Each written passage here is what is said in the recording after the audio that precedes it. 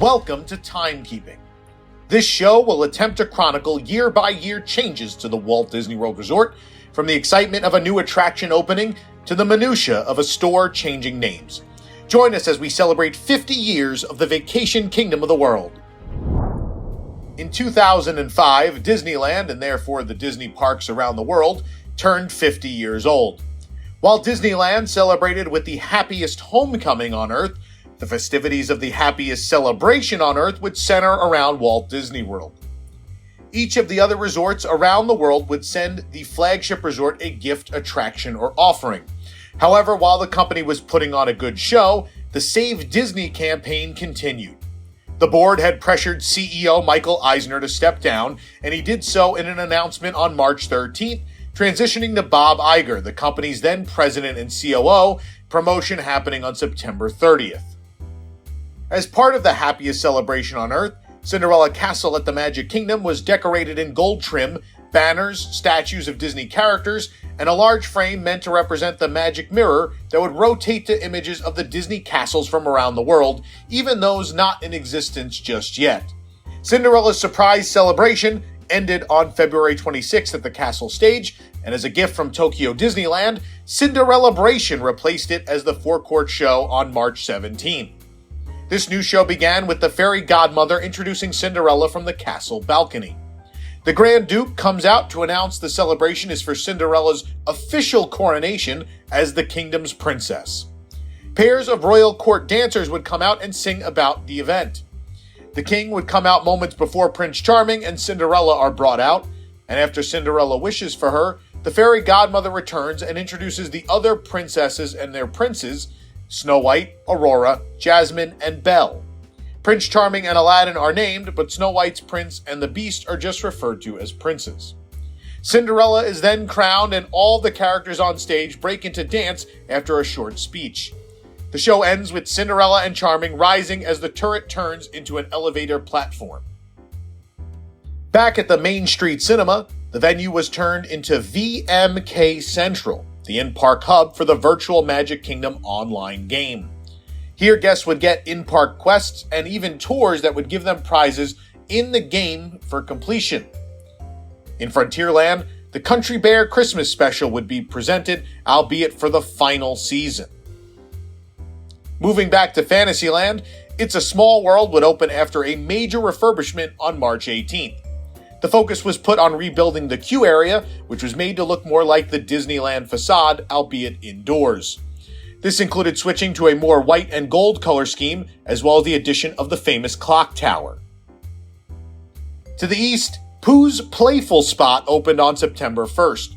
This children's play area was built on part of the old 20,000 Leagues Under the Sea lagoon. It features Pooh's treehouse with a Nautilus-shaped knot in it. It also featured crawl-through logs and honeypots, as well as a log slide and a splash pad area. At Epcot, Innoventions saw some additions in 2005. Environmentality Corner opened in Innoventions East, and on the west side, Kuka Robotics' Rockin' Robots and Disney Interactive's Video Game Playground opened. After 194 calls to paramedics for guests on Mission Space, a 4-year-old boy tragically died after riding the space simulator on June 13th. The medical report later showed that the child had an undiagnosed heart condition. The Living Seas Pavilion would close on August 21st. The hydrolators were removed and replaced by standard glass sliding automatic doors, while some of the exhibits began to reopen in late November, but a majority of the pavilion remained closed. Epcot's gift for the happiest celebration on Earth came from Anaheim in the form of Soarin. Opening on May 5th, the attraction was built behind the Land Pavilion, with its queue starting in the former home of the Food Rocks Theater. Essentially a clone of the California attraction with the Patrick Warburton-hosted pre-show, the hang gliding simulator gave guests the sensation of flight as they flew over Californian terrain. The Golden Gate Bridge, Redwood Creek, Napa Valley, Monterey Bay, Lake Tahoe, Yosemite Falls, the West Palmer Golf Course, Camarillo, the Anza Borrego Desert, San Diego, Malibu, downtown Los Angeles, and of course culminating in Disneyland, complete with rocket rods. The ride itself was filmed in IMAX and featured scents including those of an orange grove, a callback to Horizons, an Epcot Center attraction of the 80s. The ride concept, conceived in 1996, was originally shelved for being impractical and too hard to construct, all until Imagineer Mark Sumner came up with the current design using his childhood erector set over a Thanksgiving holiday weekend. Over at the Disney MGM Studios, as a gift from Walt Disney Studios Paris, the Lights, Motors, Action Extreme Stunt Show would open on May 5th as well, although it did soft open in March. The pre-show featured scenes from The Rock, Con Air, Gone in 60 Seconds, and Enemy of the State, despite the latter not starring Nicolas Cage. The show itself featured 5 action scenes that demonstrated different aspects of action scene production and stunt driving. This included breakaway cars, backwards driving, jumps, fire effects, stunt falls, and obstacle avoidance. The show featured 3 hero cars, a motorcycle, and occasionally a jet ski. One of the hero cars was designed to be driven backwards, and one with the driver hanging off the side so it looked unoccupied. The villains had 5 cars, including one designed to be blown in half, 3 motorcycles, and a jet ski of their own. The stunts included 30-foot falls, performers being lit on fire, and tons of vehicular spinning. Oh, did I mention there were explosions? There were plenty of explosions. The first version of the show even featured an intermission starring Herbie the Love Bug.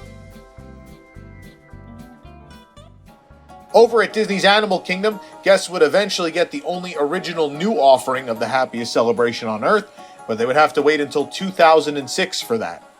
In the meantime, for a limited time, guests could meet Lucky the Dinosaur, the first ever audio animatronic living character. Lucky the Dinosaur would come out and pose for photos, occasionally sign autograph books using his teeth, and much, much more. It was an incredible offering that sadly only lasted a few months of the event. At Disney's Saratoga Springs Resort, they added the Springs and the Paddocks area for an additional 560 guest rooms. At the Polynesian, the Great Ceremonial House saw some changes. Boutique opened up with access from the main check-in area in March. After this, Captain Cook's expanded slightly, and the Wyland Gallery took over the news from Polynesia. Lilo and Stitch would replace Chip and Dale and Goofy at the Ohana Character Breakfast beginning on October 2nd. At Downtown Disney, the Raglan Road Irish Pub and Restaurant opened on October 21st, replacing the Pleasure Island Jazz Company. The Irish-themed restaurant featured Irish cuisine and entertainment, while Cooks of Dublin, the attached quick-service location, also opened at the same time. The addition was an attempt to revitalize Pleasure Island since the area removed admission in 2004, opting for individual club covers. The Harley-Davidson Gear Shop also opened in 2005. Mickey's Pantry opened as a kitchen store on April 23rd, and Goofy's Candy Company also opened in the spring. Previously opened at the Marketplace were the Earl of Sandwich in March 2004 and Basin in 2003. Walt Disney World changed their ticketing system to the Magic Your Way system on January 2nd. This streamlined the system a little bit as there were multiple types of admission, including park hoppers and ultimate park hoppers that ranged from 1 to 8-day tickets. Now guests could buy a 1 to 10-day admission and add on park hopping and the Magic Plus Pack, renamed to Water Parks Fun and More later in the year. This is also when the addition of the no expiration option came about, which could be added to preserve unused days. Previously to that, unused days were always able to be used by the same guests at a future date. Walt Disney World and the Walt Disney Company both ended 2005 drastically different than when the year began. The company as a whole was under new leadership, who very quickly and clearly established itself as different from the previous regime. The resort featured new headliners and new shows, but a tremendous new headliner was still to come in 2006. Well, time sure flies. If you're enjoying this jump from time to time with us, please hit the like button and subscribe for more great content. Be sure to hit the notification button so you never miss an episode of Timekeeping. To support this show and others, you can join the WDWNT Inner Globe Society at patreon.com/WDWNT. If you're looking for the perfect gear to wear for the world's most magical celebration, check out carouselofproducts.com. We'll see you real soon here on Timekeeping.